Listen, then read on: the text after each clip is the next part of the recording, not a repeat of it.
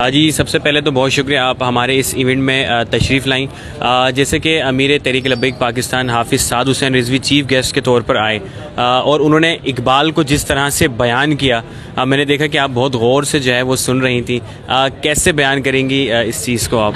वालेकुम अस्सलाम। एक्चुअली मुझे इकबाल की समझ तो नहीं है, लेकिन एक बात है, जब मौलाना खादिम हुसैन रिजवी जब इकबाल को बयान करते थे बहुत मज़ा आता था। मतलब उनकी बात में भी एक अट्रैक्शन थी और हाफिज़ साद हुसैन रिजवी ये भी ना, इनकी बातें भी मतलब जिस तरह से वो इकबाल को बयान करते या कोई और बात करते तो वो बंदे को ना अपनी तरफ अट्रैक्ट कर रहे होते हैं।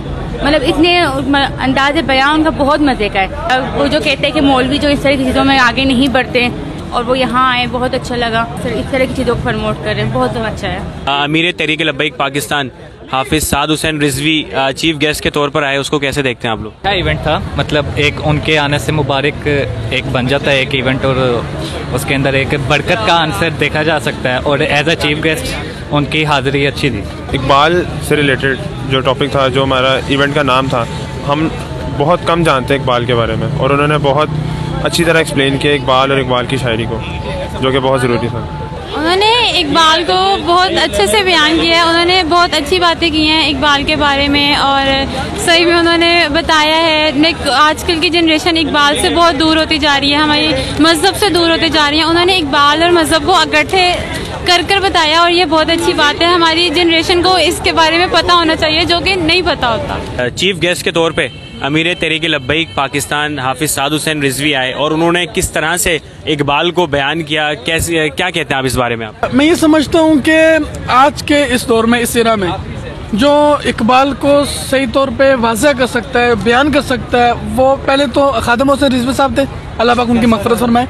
उसके बाद अब ये हैं इकबाल, जो कहते हैं कि इकबाल की रूहानियत अगर हमने किसी में देखनी है तो वो साद हुसैन रिजवी हैं। और मैं बहुत मशकूर हूँ, बहुत थैंकफुल हूँ इस टीम का जिन्होंने हमें ये अपॉर्चुनिटी दी, अपना ये मकाम पैदा कर। इस टीम का मैं बहुत शुक्रगुजार हूँ कि उन्होंने हमें ये अपॉर्चुनिटी दी कि हम लाइव इनको देख सके, लाइव इनकी बातें सुन सके।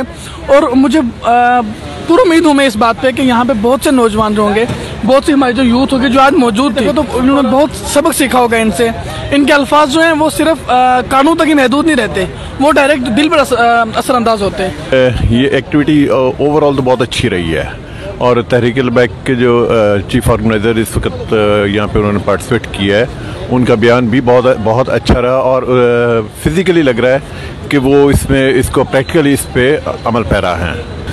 मैंने वैसे तो उनको फ़र्स्ट टाइम सुना, लेकिन उनके वालिद साहब को अक्सर मैंने सुना और टीवी पर भी उनके बारे में सुना, उनकी तकरीरें सुनी और मुझे उनकी झलक उनमें भरपूर नज़र आई।